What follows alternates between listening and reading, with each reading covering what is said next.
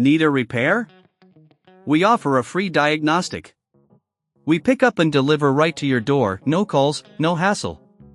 We send you an estimate before fixing anything, and only proceed if you approve it. Convenient, transparent, and professional. Link in bio/description. Today, we'll be discussing the process of replacing the control panel and the transistor of your Thermomix TM31. Before we dive into the steps, let's gather the necessary tools. You'll need a Phillips screwdriver, a flathead screwdriver, and a set of tweezers.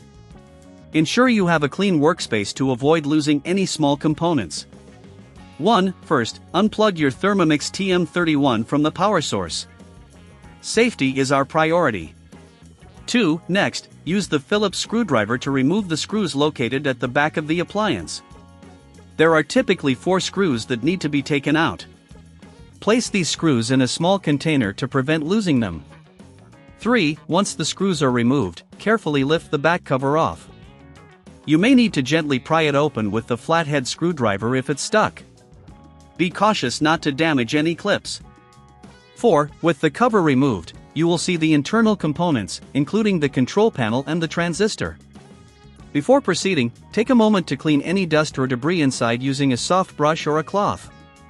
Regular maintenance can significantly improve the performance of your Thermomix. 5. Locate the control panel and the transistor. The control panel is usually connected with a ribbon cable. Gently disconnect this cable by pulling it out from the socket. If you encounter resistance, double-check for any locking mechanisms. 6. Now, let's remove the transistor. It is typically held in place with a few screws. Use the Phillips screwdriver to carefully unscrew these. Remember to keep track of the screws, as you will need them for reassembly. 7. Once the screws are out, gently lift the transistor away from the main circuit board. 8. Now, it's time to install the new components. Take your new control panel and align it with the socket. Press it firmly until it clicks into place.